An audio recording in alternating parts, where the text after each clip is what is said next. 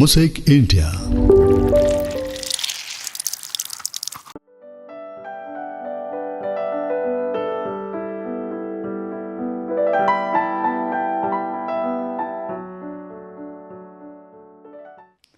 നമസ്കാരം. മൊസൈക്ക് ഇന്ത്യയുടെ മറ്റൊരു പുതിയ എപ്പിസോഡിലേക്ക് എല്ലാവർക്കും സ്വാഗതം. അമേരിക്കയിൽ father of clean citrus programme in Texas എന്ന് പരക്കെ അറിയപ്പെടുന്ന നമ്മുടെ സ്വന്തം കോട്ടയംകാരൻ ബോട്ടണി പ്രൊഫസറും ശാസ്ത്രജ്ഞനുമായ ഡോക്ടർ മാണി സ്കറിയയാണ് നമ്മളിന്ന് പരിചയപ്പെടാൻ പോകുന്നത്. സിട്രസ് റവല്യൂഷൻ, നാരങ്ങ വിപ്ലവം അമേരിക്കയിൽ തുടങ്ങി ഇന്ന് ലോകത്തിൻ്റെ പല ഭാഗങ്ങളിലും വ്യാപിച്ചു കൊണ്ടിരിക്കുന്ന ആ വിപ്ലവ പ്രസ്ഥാനം തുടങ്ങിയ ആളാണ് ഇന്ന് എൻ്റെ മുന്നിലിരിക്കുന്നത്. Professor doctor Mani Scaria. Sir നമസ്കാരം. നമസ്കാരം Radhakrishnan, thank you. Okay sir, sir എങ്ങനെയാണ് ഈ കൊച്ചു കേരളത്തിൽ നിന്ന് ഈ സിട്രസുമായിട്ട് അമേരിക്കയിലെത്തിയത്? സിട്രസ് എന്ന് പറയുന്നത് എന്താണ് ശരിക്കും പറഞ്ഞാൽ? നമുക്ക് നാരങ്ങ എന്ന് മാത്രം പറഞ്ഞാൽ പോരെ? അതെ, സിട്രസ് എന്ന് പറയുന്നത് അതൊരു ഫ്രൂട്ടാണ്, അതൊരു പ്ലാന്റാണ്, ആ ഒരു ഫാമിലിയുടെ പേരാണ്. അതിനകത്ത് നമ്മളിപ്പം മനുഷ്യൻ എന്ന് പറയുന്ന പോലെ അതിൽ വെള്ളക്കാരുണ്ട്, ഇന്ത്യക്കാരുണ്ട്, ആഫ്രിക്കൻസ് ഉണ്ട് എന്ന് പറയുന്ന പോലെയാണ് ഈ സിട്രസ്. അതിനകത്ത് ഓറഞ്ചുണ്ട്, മാൻഡറിൻ, ലൈം, ലെമൺ, പൊമല്ലോ, പിന്നെ ഒടിച്ചുകൂത്തി നാരങ്ങ, കൊച്ചു ചെറുനാരങ്ങ എല്ലാം ഉണ്ട്. അതൊക്കെ നമ്മുടെ നാടൻ ഭാഷയിലാണ്. സാർ എങ്ങനെയാണ് ഈ സിട്രസിലേക്ക് എത്തുന്നത്? അത് എന്തൊക്കെയോ കാരണം കൊണ്ട് ഞാൻ അങ്ങനെ എത്തിപ്പെട്ടു. അത് ഞാൻ സീരിയസ് ആയിട്ട് എടുത്തു. പിന്നെ എനിക്ക് എൻ്റെ ജീവിത വഴികൾ നോക്കുകയാണെങ്കിൽ ഒത്തിരിയും ഗ്രേസ് ഓഫ് ഗോഡ് ഉണ്ടായിട്ടുണ്ട്. അതുകൊണ്ട് കാര്യങ്ങൾ പിന്നെ പതുക്കെ ഈ ആരോ എനിക്കുള്ള സ്റ്റെപ്പുകൾ ബിൽഡ് ചെയ്തുകൊണ്ട് തന്നു. അത് ഞാൻ പിന്നെ വളരെ ബഹുമാനത്തോടും പിന്നെ താങ്ക്ഫുള്ളായിട്ടും എടുത്തു, കൈകാര്യം ചെയ്തു.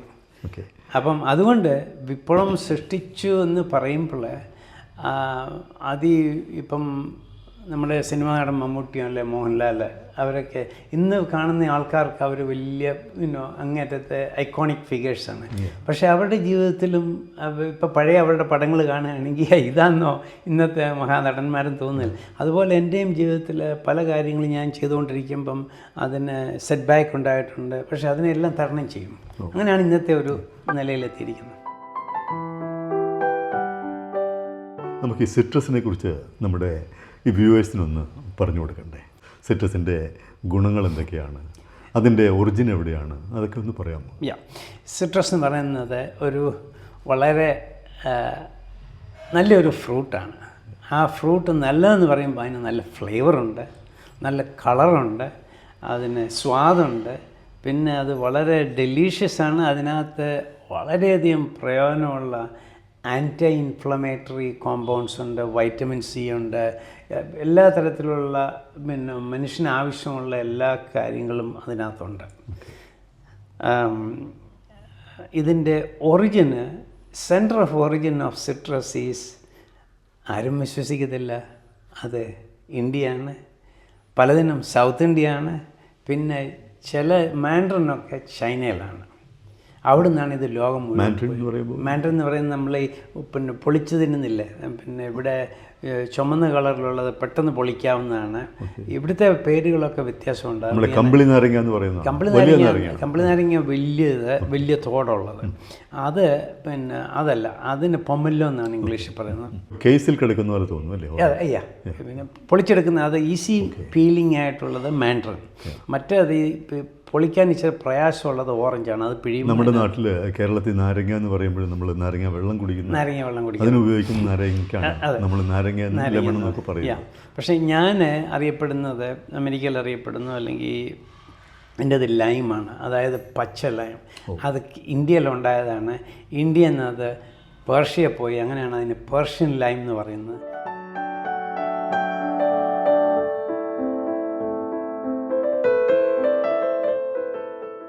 അത് കഴിഞ്ഞിട്ട് മറ്റ് രാജ്യങ്ങളിൽ പോയി.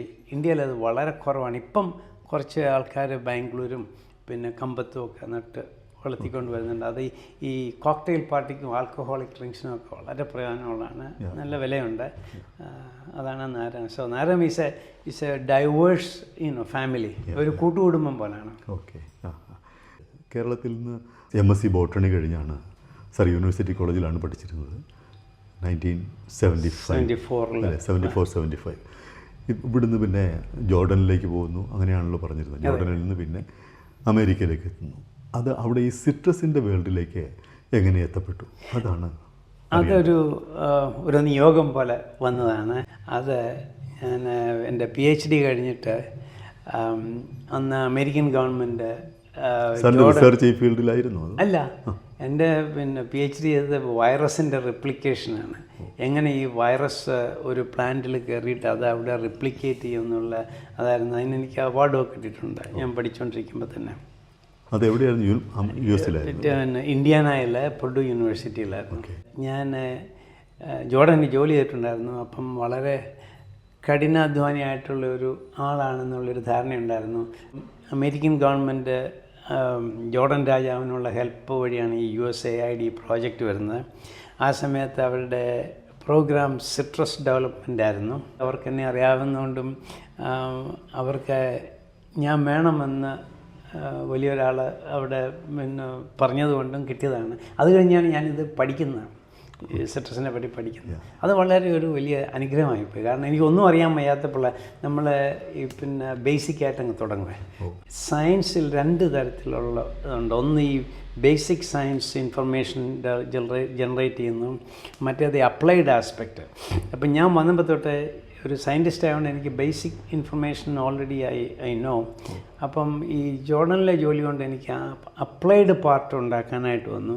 പിന്നെ അതും കൊണ്ട് ഞാൻ തിരിച്ച് അമേരിക്ക വന്നു, ടെക്സസിൽ വന്നു, അവിടെ പ്രൊഫസറായിരുന്നു. അപ്പോൾ അവിടെ ഒരു വ്യത്യാസങ്ങൾ കൊണ്ടുവരാനായിട്ട് സാധിച്ചു. ഒത്തിരി വ്യത്യാസങ്ങൾ, അതും ഒരു എക്സ്പ്ലെയിൻ ചെയ്ത് പറയേണ്ടി ഒരു കാരണം എന്താണ് ആ വ്യത്യാസം എന്നുള്ളത്. അതെ, എന്താണ് സാർ വ്യത്യാസം? ഒരു വ്യത്യാസം വളരെ ചെറിയ എല്ലാവർക്കും മനസ്സിലാകുന്ന ഭാഷയിൽ പറയുകയാണെങ്കിൽ, ഇപ്പോൾ ഒരു സിട്രസ് പ്ലാന്റ് നമ്മൾ നടുകയാണെന്ന് വെച്ചു, ഒരു നഴ്സറിയിലാണ് അത് ഉണ്ടാക്കുന്നത്. സാധാരണ 2 വർഷം എടുക്കും ഒരു പ്ലാന്റ് ഉണ്ടാക്കാനായിട്ട്.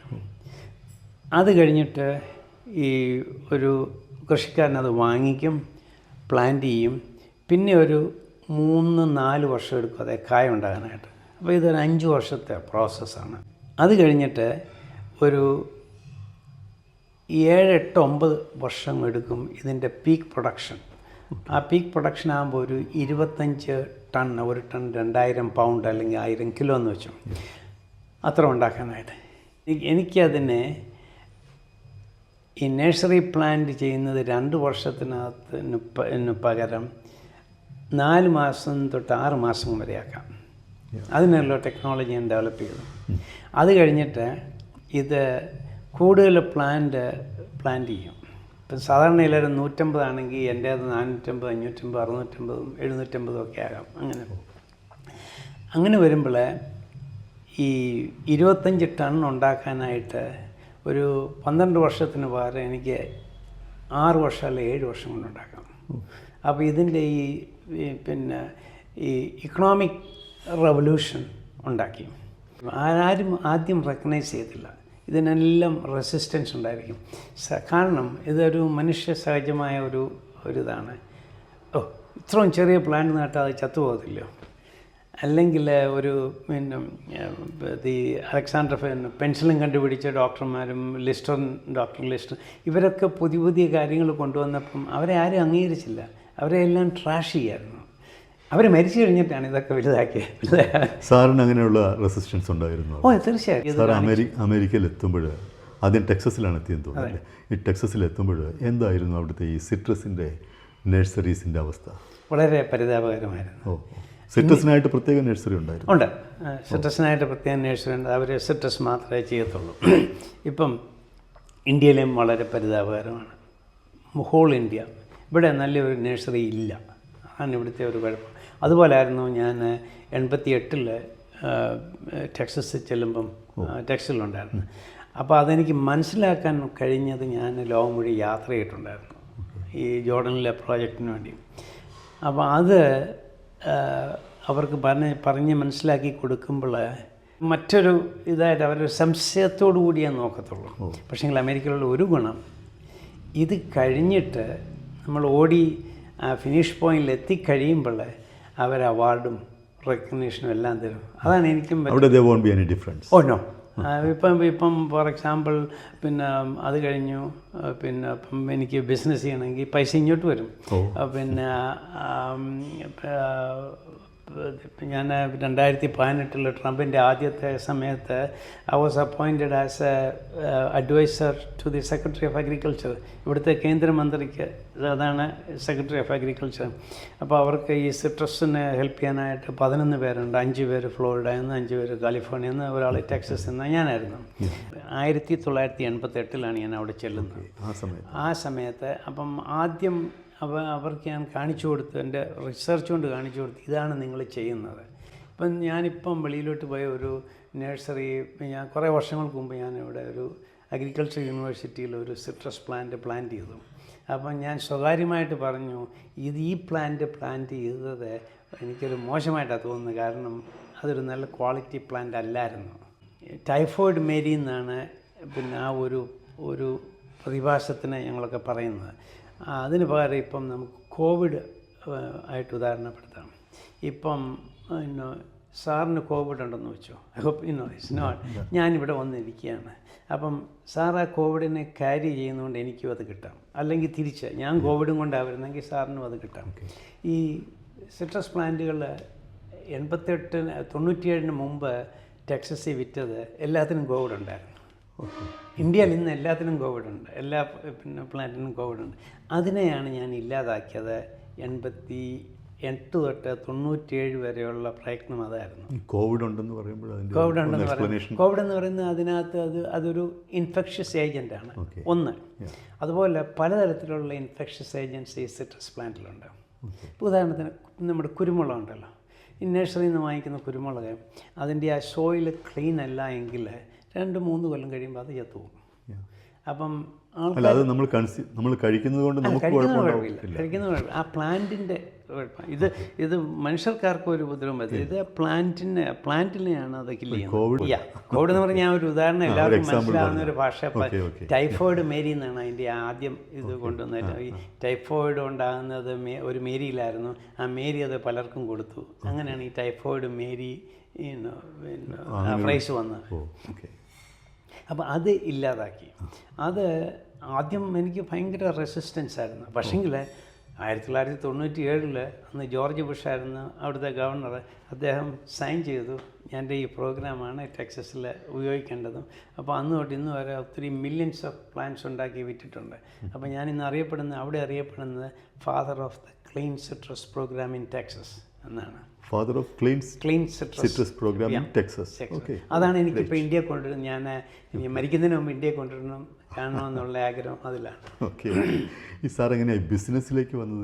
പിന്നെ ഒരു ബിസിനസ്സായിട്ട് ഇത് സാറിൻ്റെ ഒരു വലിയ ബിസിനസ്സാണല്ലോ ഇപ്പോൾ അല്ലേ? അതെ, ഞാനൊരു ഒരു എൻ്റർപ്രന്യൂറാണ്. I have certain things that was beyond explanation. ചിലപ്പോൾ ചില ദൈവ നിയോഗങ്ങളായിട്ട് പല രൂപത്തിൽ ഇങ്ങോട്ട് വരിക. ആ ഒരു ഗ്രേസ് കിട്ടിയത് ഞാൻ നന്ദിയോടെ. ഒരുപക്ഷെ സാറിൻ്റെ നിയോഗം ഇതായിരുന്നിരിക്കാം അല്ലേ? തീർച്ചയായിട്ടും അല്ലേ? സിട്രസ് റെവല്യൂഷനിലൂടെ ലോകം അറിയപ്പെടുന്ന ഒരാളായി മാറി, അറ്റ്ലീസ്റ്റ് അമേരിക്കയിൽ അറിയപ്പെടുന്ന ഒരാളായി മാറുക. അമേരിക്കയിലെ ലോകം മുഴുവൻ. ഇപ്പം ഞാൻ വരുന്ന മാസം ഓസ്ട്രേലിയയിൽ പോകുന്നുണ്ട്. I was invited to give a talk on this one. അപ്പോൾ ആ ടോക്ക് മാത്രമല്ല, അവർക്ക് ഇന്നത്തെ യങ്ങർ ജനറേഷനെ അറിയാവുന്ന പല കാര്യങ്ങളും എന്നിലുണ്ട്. അതാണ് ഇപ്പോൾ സാറിൻ്റെ ഈ സിട്രസ് പ്ലാന്റേഷൻ എത്ര വലിപ്പത്തിലുള്ളതാണ്? അത് ഞാൻ ആദ്യം വാങ്ങിച്ചത് 1000 ഏക്കർ. അങ്ങനെയാണ് തുടങ്ങിയത്.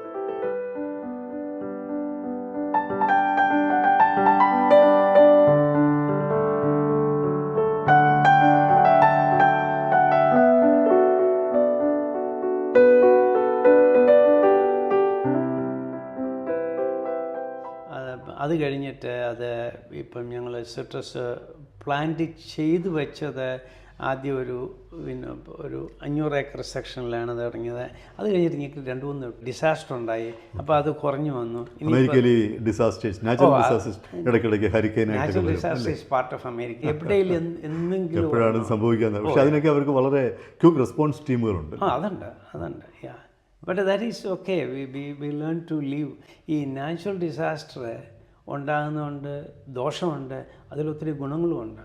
ഇപ്പം എനിക്ക് 2020 ഞാനിങ്ങനെ എൻ്റെ കമ്പനി ഇങ്ങനെ പൊങ്ങി വന്നപ്പോൾ ഠും എന്നും പറഞ്ഞ് താഴോട്ട് പോയി.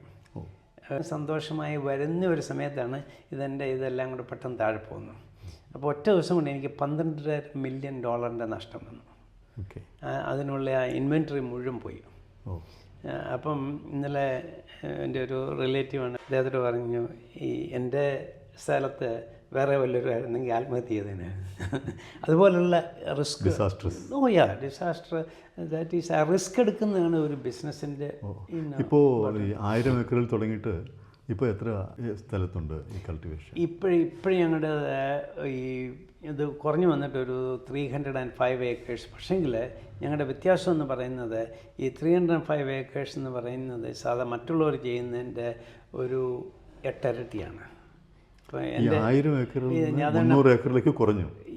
കുറഞ്ഞു. അത് പിന്നെ കുറഞ്ഞത് ഞങ്ങൾ കുറച്ചതാണ്. കാരണം ഞങ്ങൾ we are going to change. ഈ ഡിസാസ്റ്റർ വരുമ്പം പിന്നെ ചില വെറൈറ്റീസ് പെട്ടെന്ന് വീണു പോകും. അപ്പം ഞങ്ങൾക്ക് അധികം സ്ഥലം ഇനി ആവശ്യമില്ല. ഏക്കറല്ല അവിടെ ഇമ്പോർട്ടൻ്റ്, പ്രൊഡക്ഷനാണ് ഇമ്പോർട്ടൻ്റ്. ആ പ്രൊഡക്ഷൻ ഇമ്പോർട്ടൻസ് എന്ന് പറയുന്നത് പിന്നെ സാധാരണ എല്ലാവരും ചെയ്യുന്നത് 1 ഏക്കറിൽ 100-125 പ്ലാന്റ് നടും. എൻ്റേത് 690-880 വരെ പ്ലാന്റാണ് അതിനകത്ത് വരുന്നത്.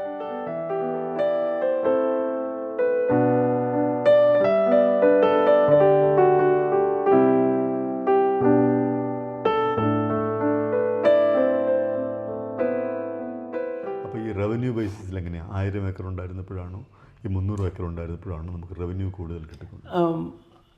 റവന്യൂ അത് ഈ that is also A very good question. എനിക്ക് അതിനൊരു നല്ലൊരു മറുപടി പറയാനൊക്കത്തില്ല. കാരണം എൻ്റെ കമ്പനി എന്ന് പറയുന്നത് ഈ ഗ്രോത്ത് ആൻഡ് ഡെവലപ്മെൻറ്റാണ്. അപ്പം പൈസ വരും, ഞങ്ങൾ വേറെ ഒന്നിൽ ഇൻവെസ്റ്റ് ചെയ്യും. ഇപ്പം ഓർച്ചാർഡ് ഉണ്ടായിക്കഴിഞ്ഞപ്പം we built a packing house.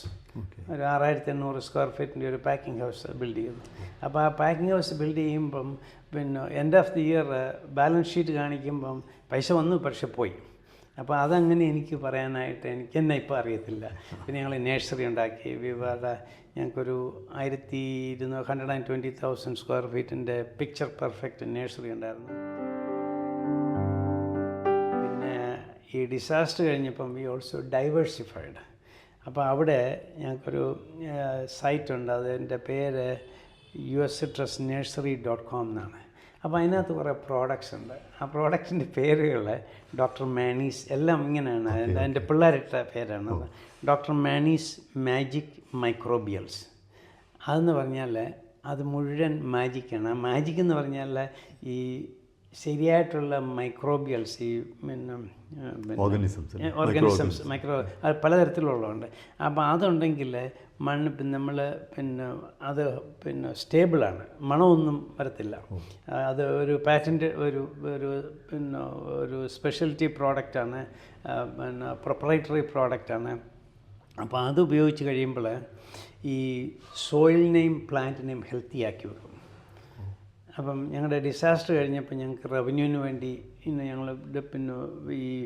ഞങ്ങൾ സ്വന്തം ആവശ്യത്തിന് ഉപയോഗിച്ചാണ്. അത് സ്വന്തം ആവശ്യത്തിന് പകരം ഞങ്ങൾ എക്സസൈറ്റ് ഇത് ക്രിയേറ്റ് ചെയ്തിട്ട് വി സെൽ ഇറ്റ്.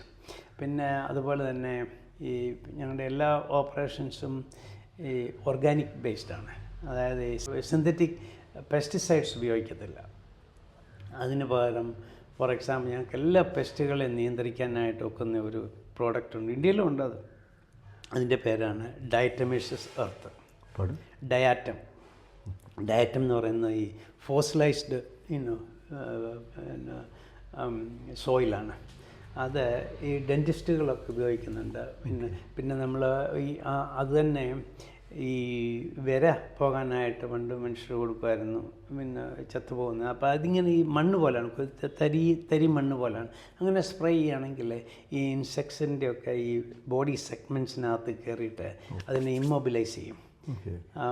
അപ്പം അതും സൾഫറും അതെല്ലാം. പിന്നെ ഉള്ളത് another one called doctor Mani's super soil. അത് ആ സോയിൽ ഇന്ത്യയിലില്ല, ഒരിടത്തും കാണാൻ കിട്ടും. അമേരിക്കയിൽ പോലും ഈ സ്റ്റോറുകളിൽ വാങ്ങിക്കാൻ കിട്ടത്തില്ല, കാരണം അത് സ്പെഷ്യലി മെയ്ഡാണ്. എല്ലാ സോയിലും അത് എടുത്തിട്ട് സ്റ്റെറിലൈസ് ചെയ്യും, സ്റ്റീം സ്റ്റെറിലൈസ് ചെയ്യും. അതിൻ്റെ കൂട്ടത്തിൽ ബയോചാർ, കാർബൺ, അത് ആഡ് ചെയ്യും. പിന്നെ ഞങ്ങൾ വിയറ്റ്നാമിൽ നിന്ന് കൊക്കോ പീറ്റ് കൊണ്ടുവന്നിട്ട് അത് ആഡ് ചെയ്യും.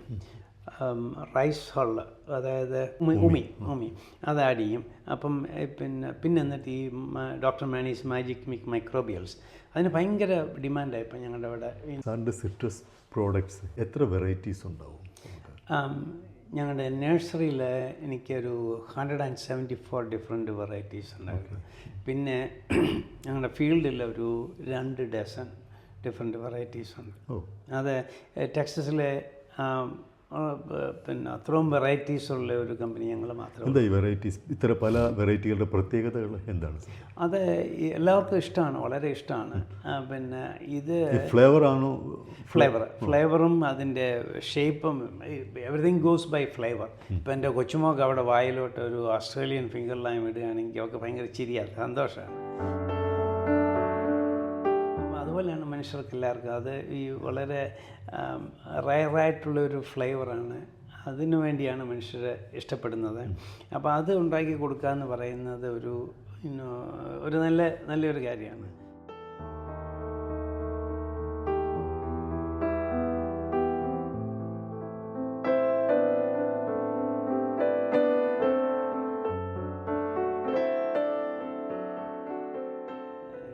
അപ്പം അതുകൊണ്ട് പല പ്രയോജനങ്ങളുണ്ട്. അപ്പം ഞങ്ങൾക്ക് ഓരോന്നിനെ പറ്റിയും ഒരു എക്സൈറ്റ്മെൻറ്റ് കൊണ്ടുവരണം. അപ്പം അതിൽ ഒരു പ്ലാന്റിൻ്റെ പ്രോഡക്റ്റിൽ നിന്ന് അവിടെ ഒരു ജിൻ ഉണ്ടാക്കുന്നുണ്ട്. ഞങ്ങളുടെ ഗ്രേപ്പ് ഫ്രൂട്ട് ദുബായ്ക്കൊക്കെ അയച്ചിട്ടുണ്ട്. സിട്രസ് വെറൈറ്റീസിലെ ഞാൻ നേരത്തെ തുടങ്ങിയപ്പോൾ പറഞ്ഞത് ഇന്ത്യയും ചൈനയാണ് ഇതിൻ്റെ സെൻറ്റർ ഓഫ് ഒറിജിൻ. കൂടുതലും ഉണ്ടായിരിക്കുന്ന ഇന്ത്യയിലാണ്. പക്ഷേങ്കിൽ ഇതിൽ ഒരു വെറൈറ്റി ഗ്രേപ്പ് ഫ്രൂട്ട് എന്ന് പറയുന്നത് പിന്നെ വെസ്റ്റേൺ ഒറിജിനാണ്. അതിൽ ഈ ഗ്രേപ്പ് ഫ്രൂട്ട് ലോകത്തിലെ ഏറ്റവും നല്ല ഗ്രേപ്പ് ഫ്രൂട്ട് ഉണ്ടാകുന്ന ടെക്സസിലാണ്. അതിൻ്റെ കാരണം അവിടുത്തെ ആ ഹീറ്റ് ഇൻഡെക്സ്. പിന്നെ അതാണ് ഈ കമ്പം പോലുള്ള സ്ഥലത്ത് ഈ ഹീറ്റ് ഇൻഡെക്സ് ഈ ഗ്രേപ്പ് ഫ്രൂട്ടിന് നല്ല സ്വാദോടുകൂടിയുള്ള ഗ്രേപ്പ് ഫ്രൂട്ട് ഉണ്ടാക്കാനായിട്ട് പറ്റും. സിട്രസ് നല്ല പുളിയുള്ളതാണല്ലോ, ഡയറക്റ്റ് കഴിക്കാൻ പറ്റുന്ന? ഇല്ല, പിന്നെ മിക്കതും പുളിയുള്ളതല്ല. ഇല്ല, ഇപ്പം മധുരമുള്ളതുകൊണ്ട് ഈ പുളിയുള്ള നമ്മളിവിടെ ഇവിടെ എന്ന് പറഞ്ഞാൽ ഇപ്പം ഇന്ത്യയിൽ ഇതൊരു ട്രോപ്പിക്കൽ ക്ലൈമറ്റ് അല്ലേ, അവിടെയുള്ളപ്പം കുറച്ചുകൂടെ പുളി കൂടുതലായിട്ട് വരും. പിന്നെ കഴിഞ്ഞ ആഴ്ചയിൽ കാസർഗോഡ് ചന്തയിൽ കൂടെ പോയി, അവിടെയൊക്കെ പോയിട്ട് നോക്കുമ്പം അവിടെ ഓറഞ്ച് വരുന്ന ഈജിപ്തിൽ നിന്നാണ്. അതിൻ്റെ യാതൊരു ആവശ്യമില്ല. ഇവിടെ ഇത്രയും വലിയ രാജ്യം, ഇവിടെ ഉണ്ടായ സാധനം നമ്മൾ മറ്റു രാജ്യങ്ങളിൽ നിന്ന് വന്ന്, അതാണ് ഇപ്പോൾ ഇന്ത്യയിലെ ഈ സിട്രസ് എന്ന് പറയുന്നത് വളരെ it needs a lot of improvement. നാട്ടിൽ വരുമ്പോഴും ഈ നാരകം അല്ലെങ്കിൽ നാരങ്ങ എവിടെയൊക്കെ എത്ര വെറൈറ്റീസ് ഉണ്ടെന്ന് അന്വേഷിച്ച് ഒരുപാട് യാത്ര ചെയ്യുന്ന ആളാണ്. കോഴിക്കോട്, കോട്ടയം, കാസർഗോഡ്, ഈവൻ ഇടുക്കി, ഈ സ്ഥലങ്ങളിലെല്ലാം സാറ് പോകുന്നുണ്ടല്ലേ? അത് എനിക്ക് വേറൊരു പണിയുണ്ട് ഞാൻ ചെയ്യുന്നത്, പണ്ട് തൊട്ടേ ചെയ്യുന്നത്. ഞാൻ ഈ യാത്ര ചെയ്യുമ്പം എപ്പോഴും നല്ല ഹോട്ടലിലേ താമസിക്കത്തുള്ളൂ. അതിനൊരു കാരണമുണ്ട്. അവിടെ പോയിട്ട് ഈ രാവിലെ ബ്രേക്ക്ഫാസ്റ്റിന് പലതരത്തിലുള്ള സിട്രസ് വെക്കും. ഇപ്പോൾ കഴിഞ്ഞ ആഴ്ച ഇപ്പം വന്നപ്പം ഞാൻ ബാംഗ്ലൂർ ഒരു 5 സ്റ്റാർ ഹോട്ടലാണ്. അവിടെ പോയിട്ട് അവർ കൊണ്ടുവരുന്ന നാരങ്ങ എവിടെ നിന്നാണെന്നൊക്കെ, നാരങ്ങയല്ല, ഓറഞ്ച്, ഗ്രേപ്പ് ഫ്രൂട്ട് എല്ലാം ഉണ്ട് അവിടെ. അപ്പം അവരുമായിട്ട് വർത്തമാനം പറയും. പിന്നെ അതിൻ്റെ പടം എടുക്കും, മുറിയിലോട്ട് 2-3 കൊണ്ടുപോകും, ടേസ്റ്റ് ചെയ്യും. ഇങ്ങനെയൊക്കെയുള്ള അത് ഞാൻ പലയിടത്തും ചെയ്യും. ഇപ്പം പിന്നെ കഴിഞ്ഞ വർഷം ഞങ്ങൾ ടെക്സസ് ഗവൺമെൻറ് വിട്ടു. പിന്നെ വിയറ്റ്നാമിലെ അമേരിക്കൻ അംബാസഡറുടെ ക്ഷണം അനുസരിച്ച് ഞാനും എൻ്റെ വൈഫും കൂടെ പോയി. അത് കഴിഞ്ഞിട്ട് വന്നപ്പോൾ ഞങ്ങൾ പിന്നെ ടോക്കിയോയിൽ ഒരാഴ്ച ഉണ്ടായിരുന്നു. അവിടെ വെസ്റ്റേൺ ഹോട്ടൽ, നല്ലൊരു ഹോട്ടൽ. അവിടെ ചെന്നപ്പോൾ ഈ ഗ്രേപ്പ് ഫ്രൂട്ട്, നല്ല ഉഗ്രൻ ഗ്രേപ്പ് ഫ്രൂട്ട് അവിടെ വെച്ചേക്കുന്നത്. അപ്പോൾ എനിക്കറിയാം ഇത് എവിടെ നിന്നാണ് വരുന്നുള്ളത്. ഇന്ന് ലോകത്തുള്ളതിൽ ഏറ്റവും അനുയോജ്യമായിട്ടുള്ള ഗ്രേപ്പ് ഫ്രൂട്ട് ഉണ്ടാക്കുന്ന സ്ഥലം ടെക്സസ് ആണ്. ഈ സിട്രസിൻ്റെ ഒരു റെവല്യൂഷൻ ഇന്ത്യയിൽ എത്തിക്കുക, അത് എങ്ങനെയാണ് സാർ പ്ലാൻ ചെയ്യുന്നുള്ളതാണ്? അത് പ്ലാൻ ചെയ്യാനായിട്ട് അത് ഒരു കമ്പനി ഉണ്ടാക്കുക. We need A nursery, A star nursery. ഞാൻ ടെക്സസ് ചെയ്തില്ലേ, അതുപോലെ ഒരു സ്റ്റാർ നഴ്സറി ഒരു ഗുജറാത്ത്, ഹരിയാന, പഞ്ചാബ് ഈ ഏരിയയിൽ ആ ബെൽറ്റിൽ വേണം. And I can help them to make 2-3 million plants a year. എന്നിട്ട് ഇത് ഇന്ത്യ മുഴുവൻ ഡിസ്ട്രിബ്യൂട്ട് ചെയ്യുക, പലതരത്തിലുള്ള വെറൈറ്റി. അപ്പോൾ ഇപ്പോൾ കമ്പത്ത് ഗ്രേപ്പ് ഫ്രൂട്ട് ഉണ്ടാകുകയാണെങ്കിൽ കമ്പത്തെ പേർക്ക് 100,000 ഗ്രേപ്പ് ഫ്രൂട്ട് ഉണ്ടാക്കുക അവിടുന്ന്. അപ്പം അവരുടെ ആ പ്ലാന്റിന് കോവിഡ് ഇല്ലാത്ത ടൈഫോയിഡ് ഇല്ലാത്ത പ്ലാന്റ് ആയിരിക്കും വരുന്നത്. ഇതാണ് കമ്പത്ത്. കോവിഡും ടൈഫോയിഡ് എന്നൊക്കെ പറയുമ്പോൾ നമ്മുടെ വ്യൂവേഴ്സ് തെറ്റിദ്ധരിക്കുന്നത് ഒരു ഡിസീസ്ഡ് ആണ്, രോഗമില്ലാത്ത ചെടികൾ അതാണ് ഉദ്ദേശിച്ചത്. തീർച്ചയായിട്ടും താങ്ക്സ് ഫോർ ദാറ്റ്. ഇപ്പം ആ ഭാഗം മാത്രം കേൾക്കുന്നതാണ് ഈ എന്താണ് കോവിഡ് ഇല്ലാത്ത ചെടി എന്ന് പറയുമ്പോഴേ ചിലർക്കുണ്ട് ഈ രോഗമില്ലാത്ത ചെടി അല്ലേ. അതിനെനിക്ക് വേണ്ടത് ഗവൺമെൻറ്റിൻ്റെ ഹെൽപ്പ് വേണം. Not monetary support. Monetary support I can get that thing from people. I'm connected to do.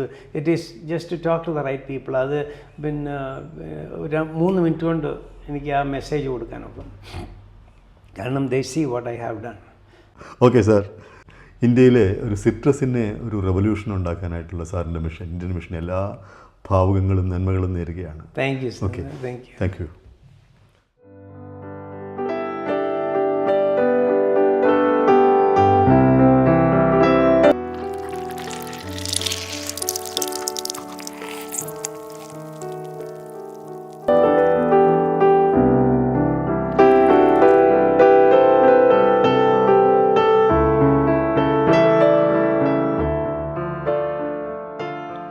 അമേരിക്കയിൽ ഒരു സിട്രസ് റെവല്യൂഷന് തുടക്കമിട്ട് അത് വിജയത്തിലെത്തിച്ച നമ്മുടെയൊക്കെ അഭിമാനമായി മാറിയ മലയാളി ഡോക്ടർ മാണീസ് കറിയുടെ വിശേഷങ്ങൾ എല്ലാവർക്കും ഇഷ്ടപ്പെട്ട് കാണുമെന്ന് കരുതുന്നു.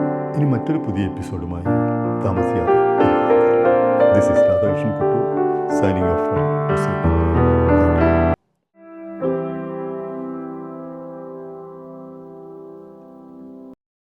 Mosaic India, a mirror to memorable musings.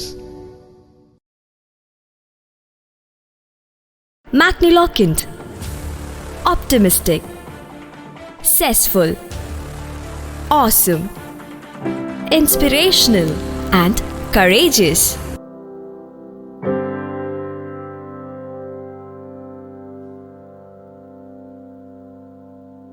Let's explore together.